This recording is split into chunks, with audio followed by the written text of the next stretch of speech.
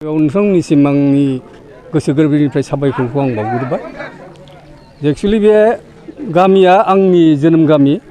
आं बेवहायनो सेंग्रा देरदों, बेवहायनो हाबा जादों। बावाखै 14 बोसोरसोल' जादों आं बे गामिनिफ्राय क'क्राझाराव माबानाया। खिन्थु आं आलासि नङा, बे गामिनिनो आं सासे सोद्रोमा। दा जों जन्म जानायनि सिगांनिफ्राय बाथौ धर्मखौ बे गामिया फुजिबोदों। उनाव मोननै धर्मालम्बी जोंनाव माबा जादों, ब्रह्म आरो बाथौ।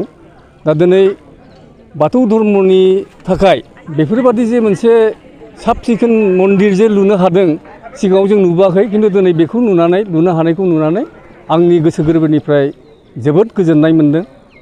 आरो इयुनाव आसा खालामो बे मन्दिरनि जरियतेनो जोंनि गामिनि जेसेबां खुथि नाथि दा जेरै दं बिनिफ्राय साबसिन हामसिना जाहाथे आवगायलाङो धोरोमनि खेथ्रआव, समाज जानायनि खेथ्रआव, गावजों गाव मिला प्रितिनि खेथ्रआव, बेखौनो आं आसा खालामदों। आं बेखौनो आंनि गोसो गोरबोनिफ्राय बिथांमोननिसिम खावलायगोन। जिहेथु धोरोमा मोनसे खुगाजोंल' बुंनानै बा गस्ला गामसा गाननानै देरलानायनि माबा नङा, कार्जसुचि नङा। बे धर्मखौ जुदि फालिनांगौबा नोङो कर्म खालामनांगोन। आरो कर्मआ ओरैबादि मोजां जानांगोन जे कर्मखौ मावोब्ला मानसिफ्रा साफ्रोमबो बे लामाजों बयबो दावगाबोगोन, आवगायबोगोन आरो बे बाथौ धोरोमखौ लानो थाखाय बयबो आग्रह जागोन। बेखौनो खालामो आरोखि। गतिके बिसोरनि कर्मफ्रा मोजां जानांगौ। आरो धर्मआवथ' माने प्रत्येक धर्मनि बानिया एखेयानो। अहिंसा खालामनो मोना, रावखौबो गाज्रि मोननो नाङा, रावखौबो इनाय खालामनो नाङा, बेफोरबादिनो। दा गतिके धर्मआ जेसेबांखियानो जाया मानो बयजोंबो गोरोबलायनानै थानायासो गिदिर खोथा।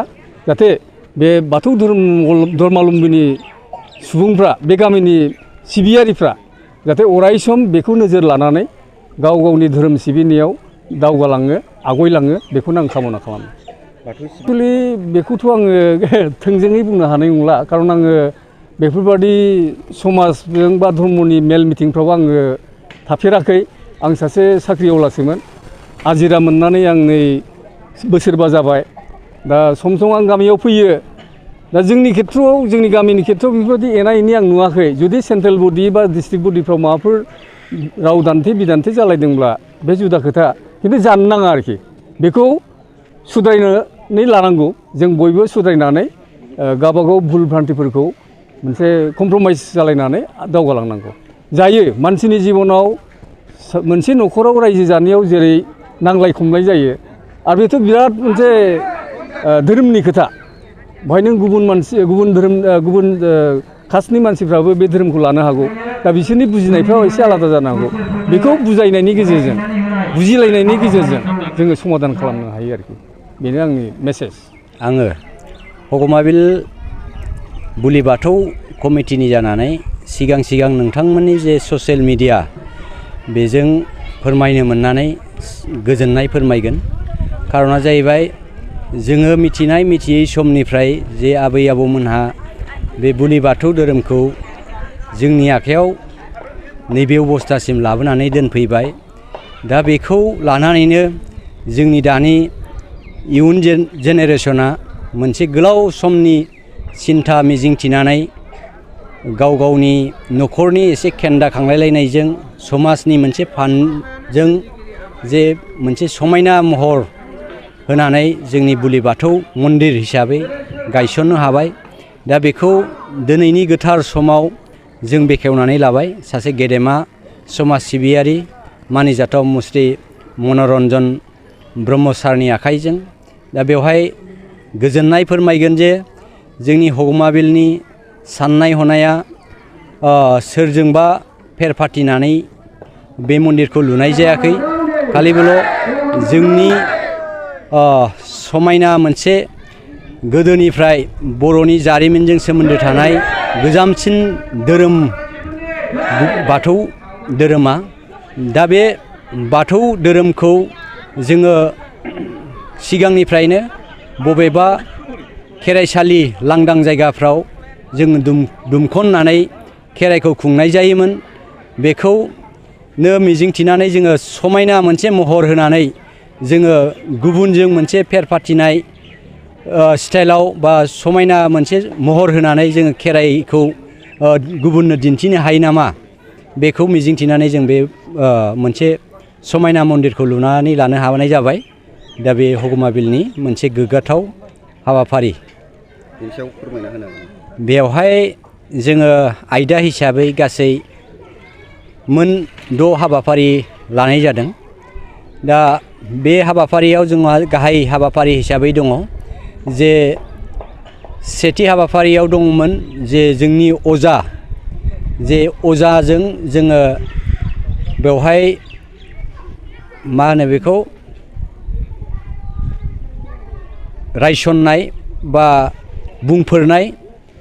बुंफोरनाया जाहैबाय जोंनि गोदान मन्दिरखौ गुबुन जाथि गुबुन हारिया लुदोंमोन हिसाबै बे समावहाय सोरबाया खगा खमोन्दै रावजों रायलायबाय, सोरबाया जुमुदै मुजुबाय, सोरबाया दाबो हायाखै नामा, हानाय नंला नोंसोरो माला हागोन, दाबो हाया, बेफोरबायदि अनेकथा खोथाफोरखौ लानानै जे जोंनि मन्दिरनि सायाव रायलायनाय जादोंमोन। दा बे मन्दिरनि सायाव रायलायनायखौ जोङो इसोरफोरनो खिथानायजों लोगोसे दानफोरनाय बा रायफोरनाय मोनसे हाबाफारि लादोंमोन। दा बे सेथि हाबाफारि।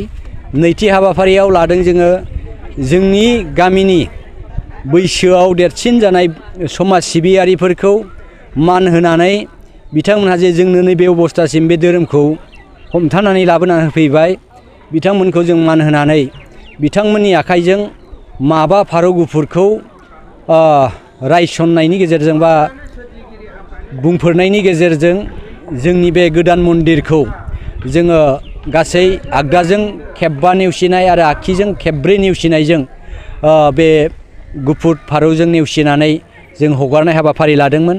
बे जाहैबाय नैथि हाबाफारि। थामथि हाबाफारियाव जोंहा दुलाराय गुदि बाथौ आफादनि जे गोथार फिरफिला दङ 3 गाबनि, बेखौ बिरहोदों जोंनि ह'गमा बिल बर' समाजनिनो गामिगोरा।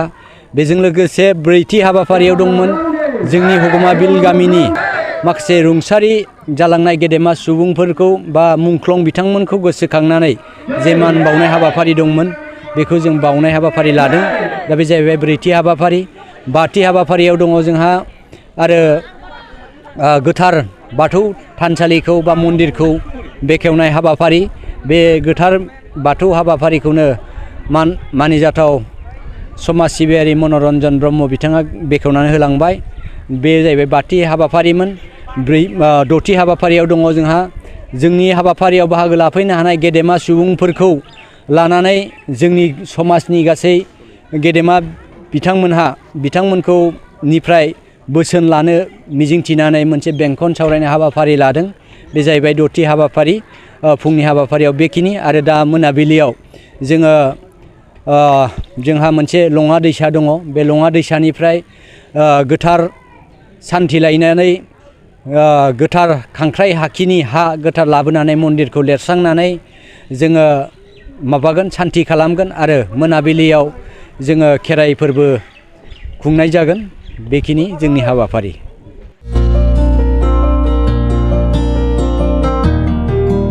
उदालगुरि नोगोरनि शंकरदेव मिशन हाई स्कुलनि साखाथियाव थानाय रेगे-रेगां दख'ना गलायाव लफाय, FNF, महर ब्रेन्ड, बिबार ब्रेन्ड, आर'नाइ ब्रेन्ड, जुरि पाट, माथानि बायदि बायदि रोखोमनि दख'ना, आर'नाइ ब्लाउस, फालि आरो बर'नि साबसिन हामसिन आगरनि जिफोरखौ हलसेल आरो रिटेल मोन्नैबो बेसेनाव बायनो हागोन।